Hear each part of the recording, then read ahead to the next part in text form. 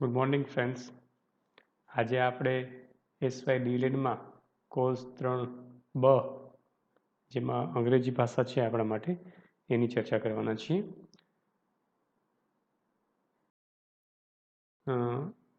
એમાં પહેલો યુનિટ છે આપણો issues of teaching of English at the elementary stage. એમાં પહેલો ભાગ જોઈએ.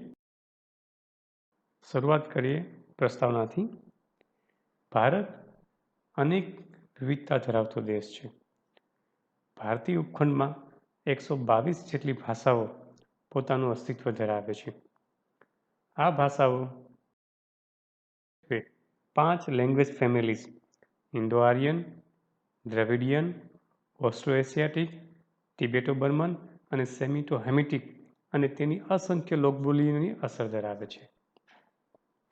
આમાં પરિણામ સ્વરૂપે ભારતીય વર્ગખંડ એક મલ્ટીકલ્ચરલ અને મલ્ટીલિંગ્વલ વર્ગખંડ બની રહે છે, જેમાં શિક્ષકે અંગ્રેજી ભાષાને યોગ્ય ન્યાય આપવો એક પડકાર બની રહે છે. પછીનો મુદ્દો છે introduction of English studies in India. ભારતમાં અંગ્રેજી ભાષાની શરૂઆત કઈ રીતે થઈ એના વિશેની ચર્ચા કરીએ. પશ્ચિમથી પૂર્વમાં આવનારી સૌપ્રથમ પ્રજા યુરોપિયન હતી. પછી બ્રિટિશ પ્રજાના કેટલાક પ્રતિનિધિઓ ભારતમાં વેપાર કરવાના હેતુથી આવ્યા. ભારતની તત્કાલીન રાજકીય સ્થિતિ જોતા તેમને ભારતમાં રાજકીય રીતે કબજો જમાવવાનું સાનુકૂળ જણાયું.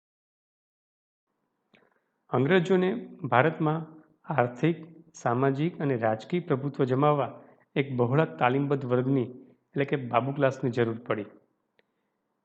અંગ્રેજોએ પોતાની આ જરૂરિયાત પૂરી પાડવા માટે ભારતમાં બ્રિટિશ પદ્ધતિ અનુસારની શિક્ષણ વ્યવસ્થા દાખલ કરી, જેથી તેઓ બાબુ ક્લાસ એટલે કે એક એવો વર્ગ કે જે લોહીથી અને એના વર્ણથી આ બે રીતે ભારતીય હોય, જ્યારે એની પસંદગી, એનું મંતવ્ય, એની નૈતિકતા અને બુદ્ધિથી એ અંગ્રેજ જેવા દેખાતા હોય એવા પેદા કરી શકે એના માટેના પ્રયત્ન કર્યા.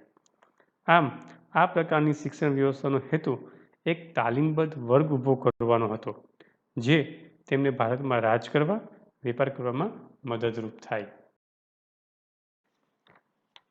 હવે આપણે ચર્ચા કરવા જઈ રહ્યા છીએ teaching of English language in pre independence India. આઝાદી પહેલાં ભારતમાં અંગ્રેજી ભાષાની શિક્ષણ વ્યવસ્થાનો શું ખ્યાલ હતો એ. સ્વાતંત્ર્ય પૂર્વના ભારતમાં લેંગ્વેજ ટીચિંગના ઇતિહાસને જોવામાં આવે તો સ્પષ્ટ જણાય આવે છે કે શરૂઆતમાં બ્રિટિશ ઈસ્ટ ઇન્ડિયા કંપનીને ભારતમાં વેપારમાં જ રસ હતો અને ભારતમાં અંગ્રેજી શિક્ષણ પદ્ધતિ દાખલ કરવાની જરૂરિયાત જણાઈ નહીં. જોકે આ સમય દરમિયાન વોરન હેસ્ટિંગ્સ નામના અંગ્રેજ વાઇસરોયે કલકત્તામાં એક મદ્રેસા ખોલવાની પરવાનગી આપી. એ વર્ષ હતું 1781. ત્યારબાદ ઈસવીસન 1800માં લોર્ડ વેલેસ્લીએ ફોર્ટ વિલિયમ કોલેજ સ્થાપી, જેનો મૂળ હેતુ કંપનીના કર્મચારીઓને ભારતીય ભાષા અને રિવાજો વિશે માહિતગાર કરવાનો હતો. અહીં એ વાત નોંધનીય છે કે આ બધા પ્રયત્નો છે એ વ્યક્તિગત ધોરણે હતા અને તેમને કોઈ રાજકીય, સામાજિક પીઠબળ ન હતું, પરંતુ આ પ્રકારના સંજોગોમાં ક્રિશ્ચિયન મિશનરીને અંગ્રેજી માધ્યમના શિક્ષણ કાર્ય દ્વારા ખ્રિસ્તી ધર્મના પ્રચાર પ્રસાર કરવાની તક દેખાઈ. ક્રિશ્ચિયન મિશનરી પોતાના ધ્યેયમાં મોટાભાગે સફળ રહ્યા. તેનું કારણ એ છે કે આ સમય દરમિયાન ભારતમાં એક એવો વર્ગ ઊભો થયો કે જે એવી શિક્ષણ પદ્ધતિ ઈચ્છતો હતો કે જેના સહારે તેઓ પોતાની આજીવિકા રળી શકે, પોતાને રોજગારી મળી શકે. આ હેતુની પૂર્તિ માટે ઈસવીસન 1813માં બ્રિટિશ પાર્લામેન્ટ દ્વારા એક મુસદ્દો તૈયાર કરવામાં આવ્યો, જે અનુસાર પ્રત્યેક વર્ષે લગભગ ₹1 લાખ પુસ્તકોના પ્રકાશન અને શિક્ષણ પાછળ ખર્ચવાનું આયોજન કરવામાં આવ્યું. પરંતુ અહીં સમસ્યા એ ઊભી થઈ કે શું આ ભંડોળનો ઉપયોગ ભારતીય ભાષાઓ જેવી કે સંસ્કૃત, પ્રાકૃત વગેરે શીખવવા અને તેમના પ્રચાર પાછળ ખર્ચવી, કે પછી તેનો ઉપયોગ ફક્ત અંગ્રેજી સાહિત્ય અને વિજ્ઞાન શિક્ષણ પાછળ કરવું. આ સમસ્યાનો ઉકેલ છેક 1835માં આવ્યો, જ્યારે લોર્ડ મેકોલેએ અંગ્રેજી ભાષાને વહીવટી, શિક્ષણ અને પ્રગતિશીલ ભાષા તરીકે માન્યતા આપી. આ સાથે જ એવો નિર્ધાર પણ કરવામાં આવ્યો કે હવે પછી સરકારી ભંડોળમાંથી એક પણ રૂપિયો ભારતીય પરંપરાગત સાહિત્ય કે શિક્ષણ પદ્ધતિ પાછળ નહીં ખર્ચવામાં આવે, પરંતુ તેનો ઉપયોગ હવે અંગ્રેજી ભાષાનો પ્રસાર મૂળ ભારતીય લોકો માટે કરવાનો રહેશે.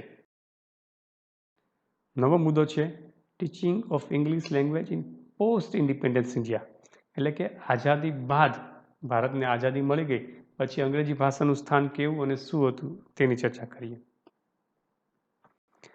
ઈસવીસન 1947માં અંગ્રેજી હકુમત તળેથી મુક્ત થયા બાદ ઈસવીસન 1949માં ભારતમાં સૌપ્રથમ શિક્ષણ પંચની રચના કરવામાં આવી, જેને યુનિવર્સિટી એજ્યુકેશન કમિશન કે પછી ડૉક્ટર એસ રાધાકૃષ્ણન કમિશન તરીકે ઓળખવામાં આવે છે. ત્યારબાદ ઈસવીસન 1951માં પ્રાથમિક શિક્ષણ સમિતિ અને 1952માં સેકન્ડરી એજ્યુકેશન કમિશનની રચના કરવામાં આવી.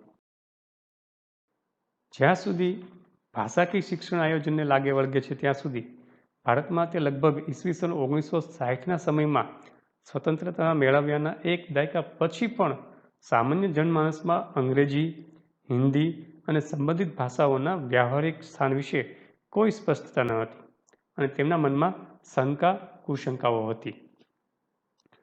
સરકારી દસ્તાવેજમાં પણ આ બાબતે કંઈ સ્પષ્ટ કહેવામાં આવ્યું ન હતું કે કઈ ભાષાને રાજકીય, વહીવટી ભાષાનો દરજ્જો આપવો અને કઈ ભાષાને શિક્ષણના માધ્યમ તરીકે, જેના કારણે દક્ષિણ ભારતમાં જ્યાં હિન્દી ભાષાના વિરોધમાં તોફાનો થયા, તેવી રીતે ઉત્તર ભારતમાં અંગ્રેજી હટાવવાની ચળવળ વેગવાન બની.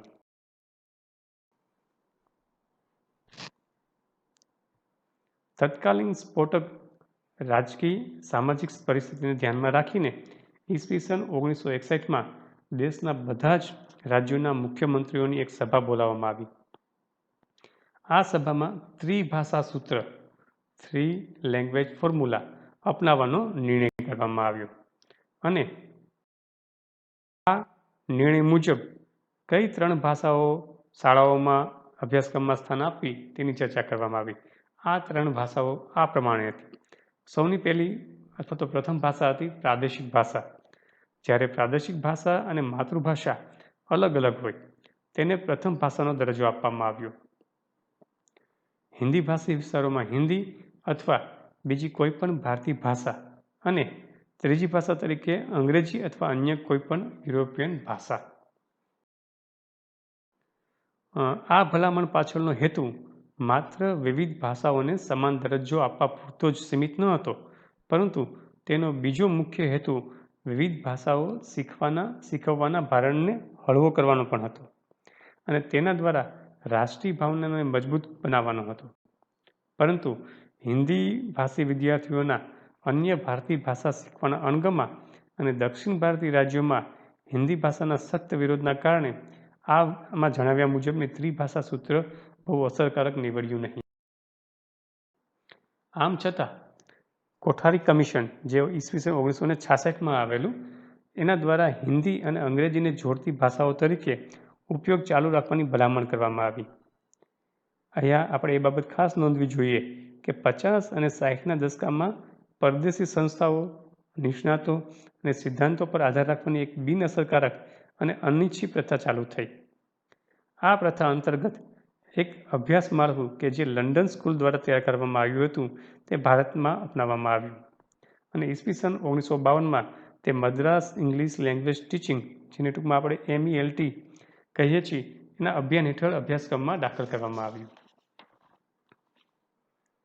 તે જ રીતે ઈસવીસન 1954માં બ્રિટિશ કાઉન્સિલના સહયોગથી અલ્હાબાદમાં ઇંગ્લિશ લેંગ્વેજ ટીચિંગ ઇન્સ્ટિટ્યૂટની પણ શરૂઆત કરવામાં આવી.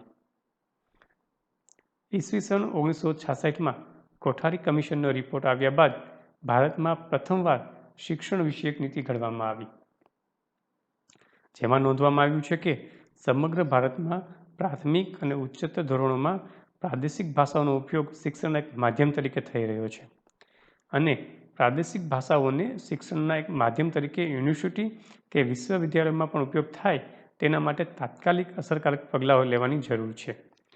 ત્યારબાદ ઈસવીસન 1986માં national policy on education and the programme of action, જેને આપણે નવી શિક્ષણ નીતિ તરીકે પણ ઓળખીએ છીએ, એના હેઠળ શિક્ષણના સ્તર વિશે માહિતી મેળવવાનો પ્રયાસ કરવામાં આવ્યો. થેન્ક યુ મિત્રો. હું માનું છું કે આમાં તમને થોડી ખ્યાલ આવ્યો હશે. જો તમને આ વિડીયો ગમ્યો હોય તો લાઈક જરૂર કરવાનો અને એને તમારા મિત્રો સુધી શેર પણ કરો, જેથી એમને પણ કામ લાગી શકે. અને જો તમને આવા પ્રકારના બધા જ વિડીયોઝ જોતા હોય તો મારી આ યુટ્યુબ ચેનલ છે ડૉક્ટર વિમલ મકવાણા નામની, એને સબસ્ક્રાઈબ કરવા વિનંતી છે.